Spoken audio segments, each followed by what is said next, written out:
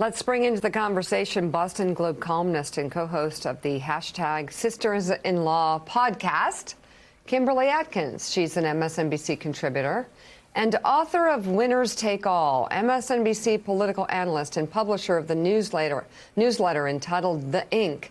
Anand Giridharadas, Mike Barnicle, and Casey Hunt are back with us as well. And Anand, we want to start with your new piece for The Atlantic entitled Welcome to the New Progressive Era. And you write in part this: the conversations that I've had in recent weeks have painted a portrait of an improbable coming together of people and forces. A moderate president with an ascendant progressive movement at his back and at his throat, facing a once-in-a-generation window of opportunity.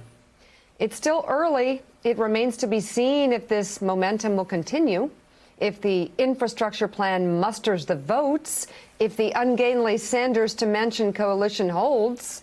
But for now, a capital that has been defined in recent years by the absence of useful action bubbles with generative possibility.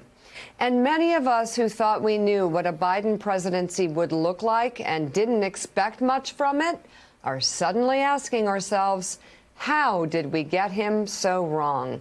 And it seems like Biden's experience over the past 30, 40, 50 years has led to a lot of stories and sort of stereotypes of what a Biden presidency might look like.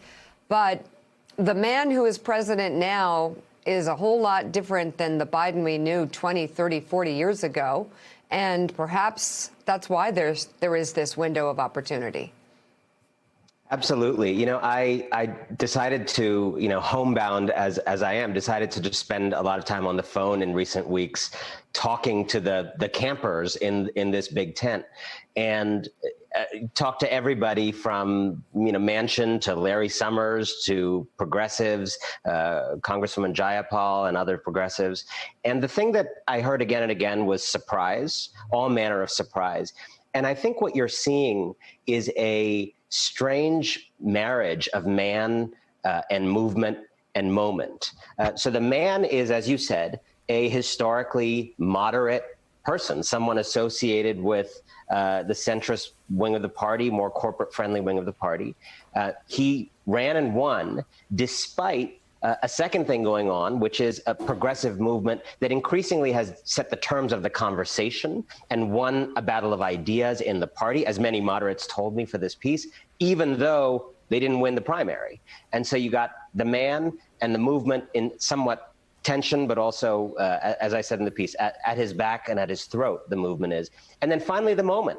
And there's kind of two components of the moment. There's the acute moment we're in of COVID, the plague, this kind of once-in-a-generation political opportunity to do something big because of how bad things are, but also the accumulation of chronic crises, the death of the American dream, frankly, over the last generation. And without COVID, perhaps there wouldn't be the political will to do big things.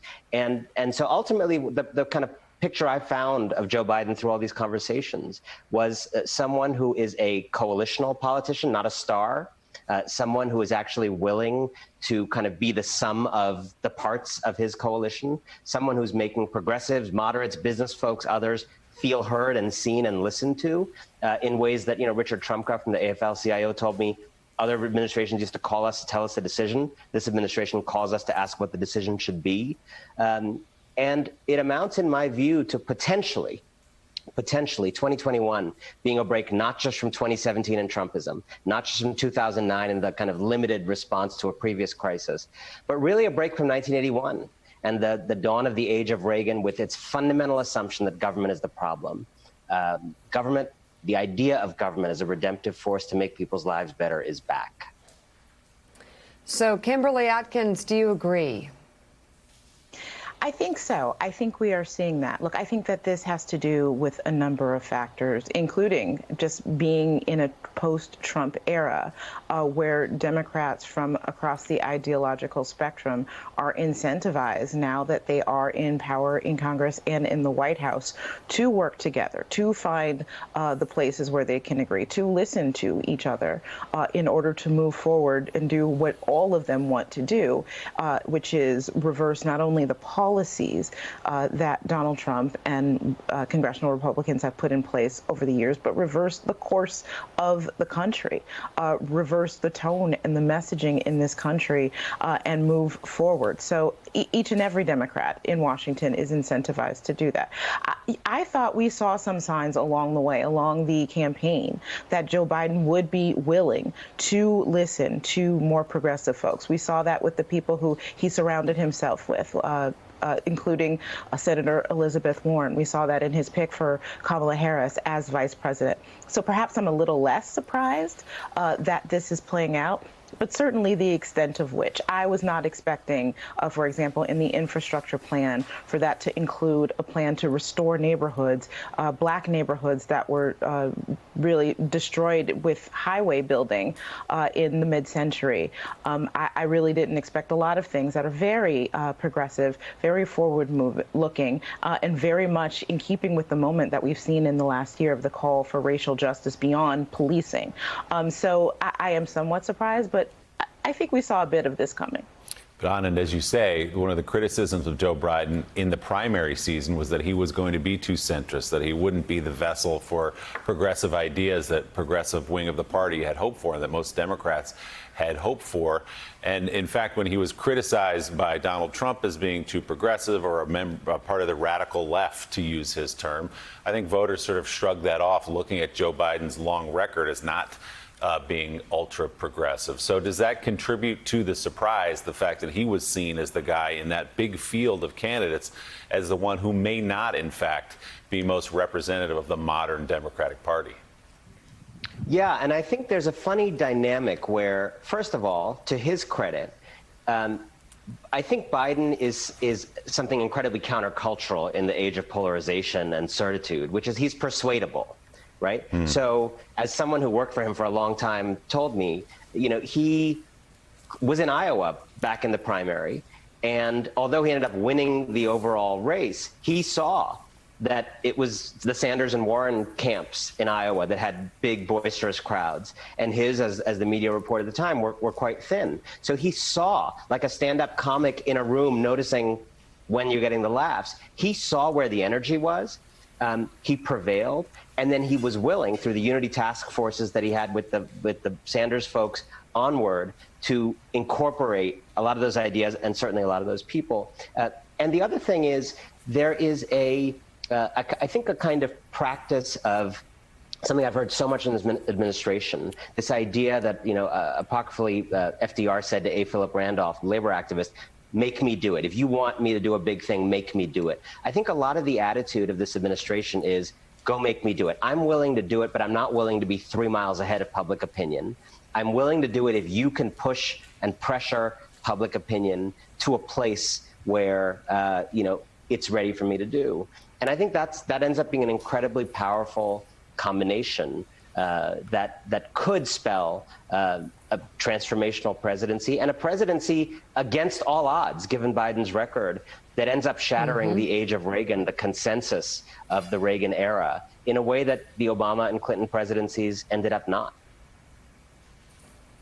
Yeah, you know, it's such an interesting point about how the President Biden reacts to public opinion and has over the course of his career. But Kimberly Atkins, I'm curious as to your take on how the president is handling not necessarily the issues that are these 60-40 or 70-30 issues where even Republicans are supportive, like these economic issues and a lot of the things Anand's been talking about, but some of the cultural issues. I mean, I was listening to how the president spoke, for example, about the recent tragic death of Daunte Wright in Minnesota. And he was careful about how he talked, for example, about law enforcement and the police. He does walk this careful kind of moderate line in the language that he uses and the tone that he takes.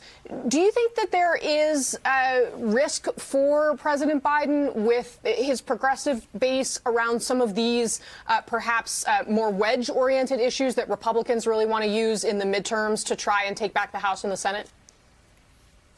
Yeah, I don't think there's as much of a risk in that. Yes, he certainly can speak with compassion and empathy and a sense of urgency when it comes to the tragic deaths we are seeing of Black people at the hands of police. But I think he also understands something that most Black folks, and by the way, most Black voters are more moderate. They tend not to be as progressive. But he understands that Black folks want police to keep them safe. They don't want them to kill them. And that in pushing for reforms, it does not mean that you want the police to go away. Defund police means defund the way that they have been working up until now. So I think he understands that, and I think Black Americans get that he understands that. It was Black Americans in South Carolina that really set him on the path to the presidency.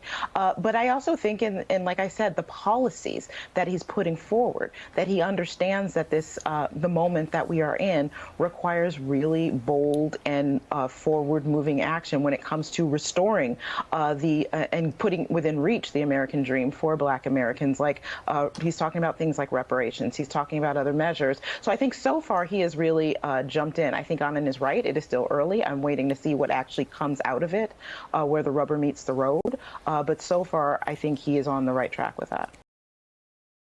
Hey, thanks so much for watching our YouTube channel. You can follow up on today's top stories and breaking news, or catch up on your favorite MSNBC shows all in one place. Download the NBC News app today.